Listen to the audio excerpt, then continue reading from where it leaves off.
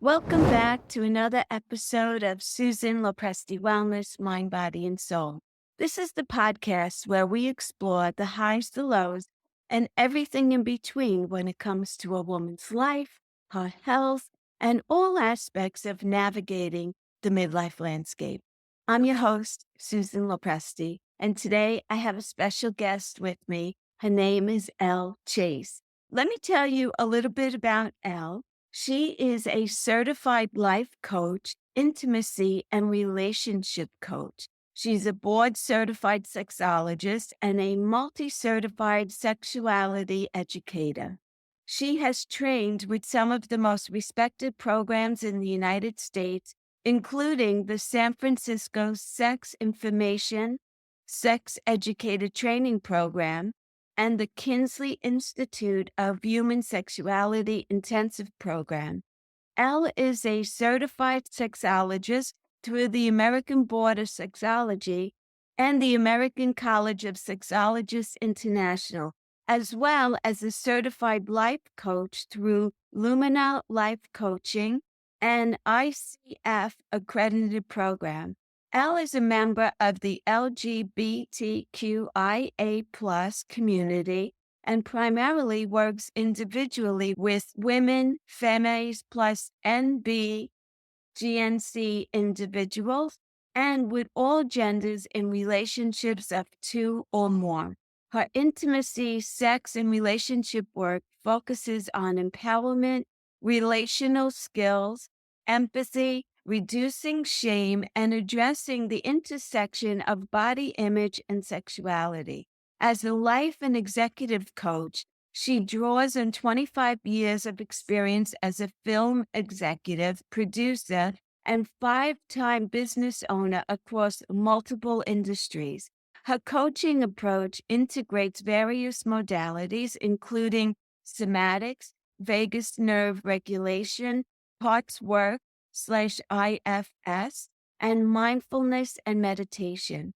Over the past 15 years, her writings have been featured in Teen Vogue, Cosmopolitan, and the Huffington Post, among others.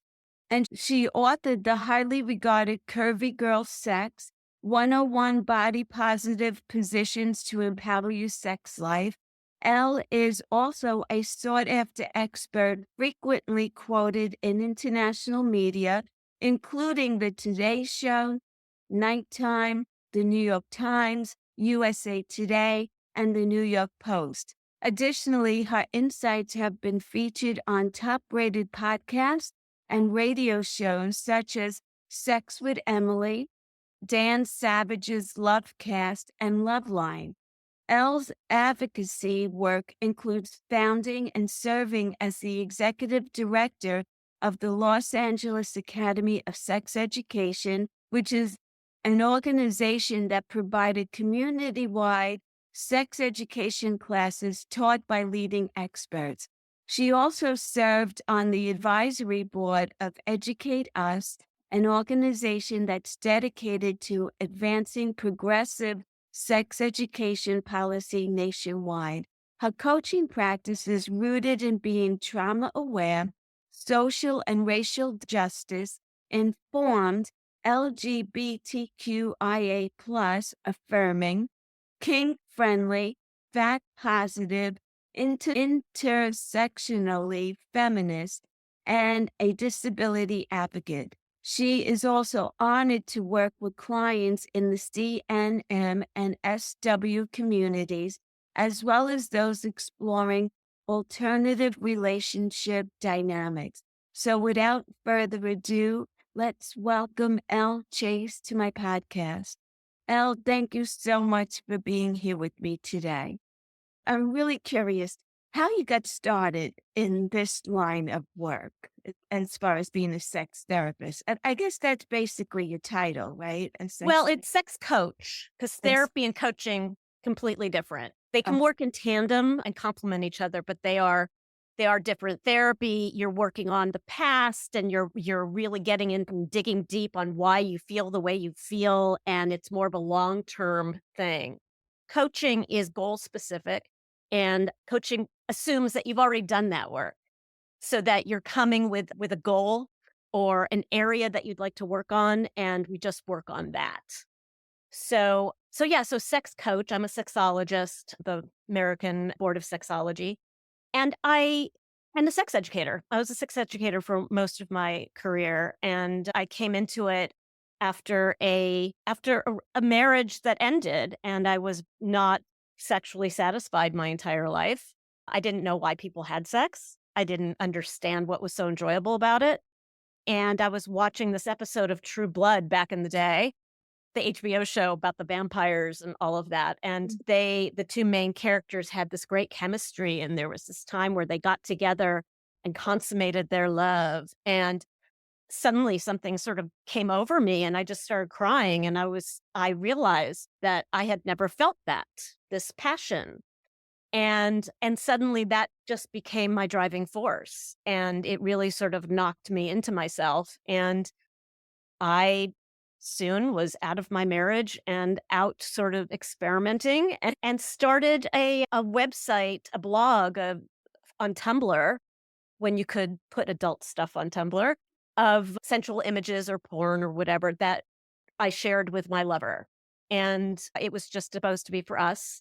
And people found it and they liked it and they started sharing it. And then it became this big thing. So let me go back for a second. So you got divorced and then you met someone else and Yeah, I met someone else, and it was immediately just a physical attraction, and then we just got more involved, but he was the one that really sort of helped me work out my sexuality and my sensual self. So while I had this website, people kept emailing me questions about sex. And I'm like, I don't know. I have a freaking website. I've like put images of people having sex. But I would help them. I would research it and I'd send them science backed, evidence based answers. And I just sort of caught the bug for it and got certified and just sort of generated into what I'm doing now.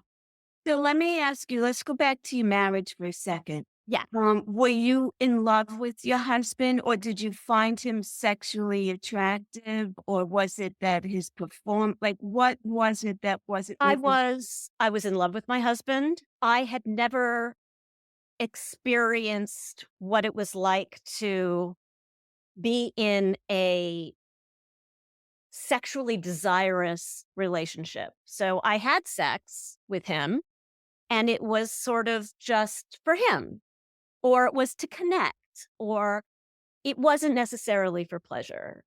There was no interest in finding different ways of pleasuring each other. I just had no idea. Like, I didn't even know simple things that just happen after sex because I was very sexually unexperienced, even though I was 33. So yeah, that was it. It wasn't a question of attraction, so to speak. It was just I didn't even know what I liked or that I even liked sex. I described myself as neuter at the time. And then someone else came along and that changed everything. Changed everything. Changed everything. So what was that spark or what was it that made that change? Was it the person, your feelings for them, or the way he performed? Was It was the person, actually. I found him, and I don't recommend this for anybody, but for me, I found him on Twitter, and I was role playing, sort of like dirty role playing in sort of Shakespeare's times, because I'm an Anglophile and I love Shakespeare, and my name was Lady Cheeky, and he was in the court of some sort. And so he sort of courted me, and then we connected intellectually, which is the way to get to me. And he desired me. And the great thing about it is at the time I was very heavy. And so I had never experienced anyone being sexually attracted to me really because I wasn't the ideal body weight. But this man didn't seem to care and he he just was very sexual and really wanted to bring me out of my shell in a very honest way. Now, I had him checked out, so I knew that when I met him, I wasn't walking into something. Right. Let's say that. I ended up being with him for 2.5 years, I think, and really changed my way of thinking about my sexuality and my body. It, not necessarily him, but allowed me the space to do that. But you're no longer together. Oh, no, that was years ago. Okay. So who's your ideal client?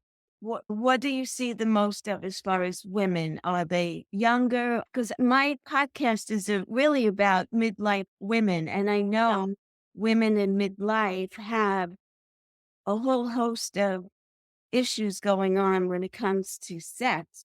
yeah, Because they so do. who comes to you for help? I tend to attract women over 30 and a predominantly women just out of a relationship, out of a marriage, empty nesters, women in their 40s and 50s, perimenopausal, menopausal, who, for one reason or another, has never made their sexual self a priority or even recognized it or had no desire to look into it. And now they want to, and they don't know where to start.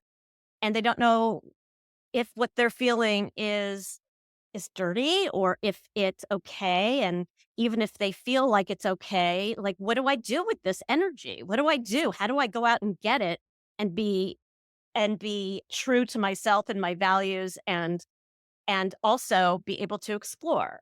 So, there's so many different paths, and it is so, especially with the book All Fours by Miranda July, this great novel about perimenopause and coming into your sexuality.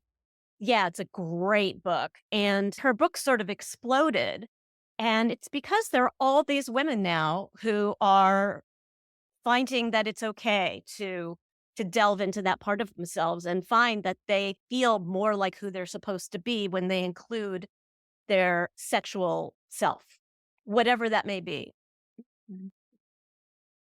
Yeah, I especially find it interesting as far as menopausal women because a lot of the women that I work with or that I interview um, say the complete opposite, that they're no longer interested in sex.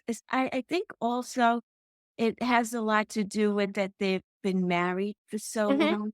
And, when you go into menopause, there's this whole change, literally, in Yeah, your psychic, everything. You don't want to be yeah, nurturing and taking care of other people. You become, I don't want to use the word selfish, but truly, I mean, okay. yeah, It's okay to be selfish. Yeah, I think that's the initial place we go because that's what we've been told. And so when we start to find that our sexual desire has changed and our turn-ons have changed and what we want has changed, we tend to look at it as we don't want it anymore, or we're not driven by sex anymore. When if we look a little bit closer and delve a little bit deeper, we can see that if I'll do an exercise with someone, so like you don't feel like sex right now, but describe the perfect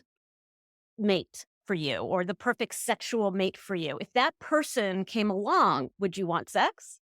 If if this person was offering you, wild, kinky, one night stand type of sex, would you be into it? Or are you more interested in this type of sex? It's not an either or. Sometimes, I mean, I'm postmenopausal and I feel I can go without perfectly fine. But I recognize that when I meet someone who meets me where I am personally, intellectually, and with humor yeah. and is respectful, those are the three things that tend to work for me, and I'm just like a schoolgirl, you know? I think as we get older, even if we don't realize it, we're cataloging what works and what doesn't work, what we like, what we don't like. Like, I can go into a restaurant and say, "No, I don't want this, I want that." "Well, why don't you try it?" "No, I've tried it. I don't want that. I want this." There Right. are certain things that you just know about yourself and you know yourself better. So, Yeah. I would challenge people that if they don't want sex, that's completely valid and okay. But the women that come to me would like to have sex again, would like to have an active sexual relationship, even if it wasn't with somebody else, even with just themselves. What age group do you see mostly? Mostly like over 40. Over 40. Yeah. Yeah. I guess each client is different, right? Yeah. Yeah. They're all very, very different and respond to different things. That's what makes it so exciting. So I'm sure that you also have women that come to you that say that they want to have sex, but it's painful, or maybe their partner wants to have sex with them, but they have no desire. And so, what do you do in a situation like that? Well, With it's a very unique situation with everybody because you have to take into account the relationship, the reasons why they want to have sex, their beliefs about sex, what used to turn them on, what happened for them not to want sex anymore. Is it just menopause? Is it just, if it's painful, have they been checked out by a healthcare provider? There's so many things you have to go through in order to focus in on what the real problem is or the real issue is. right, There's a lot of people whose partner really wants to have more sex than they do.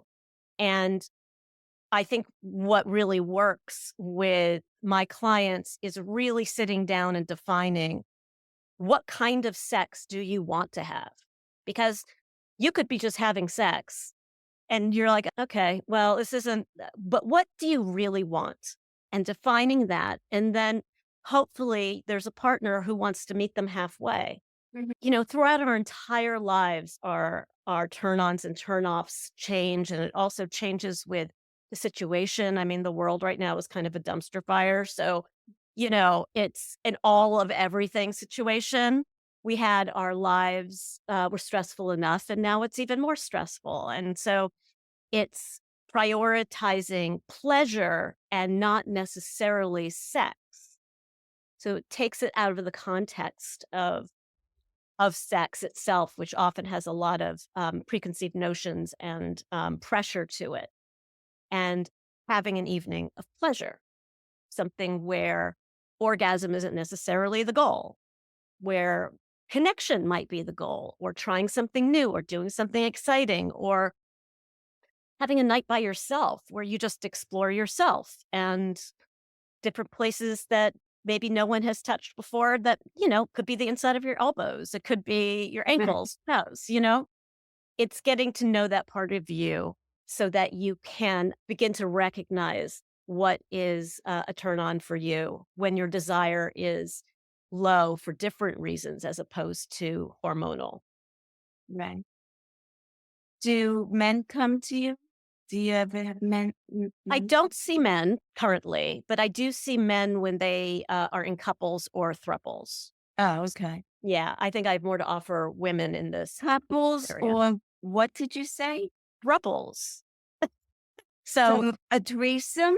a threesome, people who are polyamorous who have more than one relationship. There's also people who are couples who have opened their relationship. They found that that is a way to get their needs met. So I see all of those types of couples or Interesting. thruples or more. Yeah. I have to go back to a menopausal woman. You're in a marriage, let's say, and you've Mhm. been married for 40 years. Mhm. And your husband still wants sex and is very much into having sex. And the woman just has no desire whatsoever. Maybe she's gained weight, so she doesn't feel sexy. She sees herself a little bit older. Sex is painful. How do you have a couple come together where they could satisfy each other, but yet not feel like they're compromising their own Right. desires? It's finding the common goals. So I do work a lot with women with body image issues. I used to be 150 pounds heavier. For most of my life, I was like that. And I was able to find my sexual self when I was 275 pounds. And so any sort of body image issue, I work with people about that. But aside from that, it really does come down to the differences between the two. If If you can't come to an agreement, then we have to look at alternatives and see how you feel about alternatives, like opening up the relationship. Some people feel like, I will never do that. I will never do that. And I'm too jealous a person, or I just don't think that that is for me. And that's fine. But then you have to make that decision of, here is my partner who I love very much, where sex is very important to them and it's not important to me. How can I help them out in this situation? What feels right to me? And working with the partner and saying, what would work for you? And if they can't come together on it, then it's usually time to see someone who is going to work within a therapeutic model. Mhm. So, a sex therapist who can really dig deep. If they can't come to an agreement or they don't seem to want to split up, obviously, or they don't want to live separately in those different feelings. But, sometimes there is more room for compromise than we would think. So if the woman you just described to me, someone with body image issues, someone with, zero desire and drive, maybe if her partner was more able to make her feel desired or help her in that way, maybe if she could find ways to make herself feel more desirable in the body she has now, so that's body image work. Mhm. What about, maybe you don't feel like having sex, but do you feel like you want to express yourself and your love for your partner? Do you feel like, how would you like to connect with your partner intimately? If it's not physical, what do you like? What makes you feel good? And seeing where there's some commonality, because even in something that doesn't seem like it's going to work, like get together, this is the ridiculous idea that grows into something else. But, you know, even just making a date to snuggle on the couch and watch a favorite movie once a week might seem silly and might seem pedestrian or really, um, pat. But from that might come some realizations. Wow, I really like this. When you were stroking my arm, I got a little turned on. I didn't get wet and I didn't get, but let's go in that direction a little bit. Sometimes you have to start from the beginning. Yeah. And if there's pain, there's lubes, but also seeing your doctors to know that it's not something that needs to be dealt with medically. Right. Right. Any final thoughts that you'd like to leave with? Yeah, I think that if anyone's listening to this and they feel like there's just no place for them in the sexual world and they want to have a place. Because, like I said, if you don't want sex, that is absolutely fine. But if they want to, I would encourage them to read a book called Come As You Are by Emily Nagoski. Right. It talks about different types of people who react to different types of arousal, the arousal and desire response. Mhm. And then there's a book by Cindy Darnell called, oh, what is it? I know this book so well, and yet right now I can't think of the title. It's Sex When You Don't Feel Like It. Oh, okay. Um, yeah, it's right to the point. And those are two really great places to start. Interesting. But if you want coaching, you can come see me. Right. How can women find you?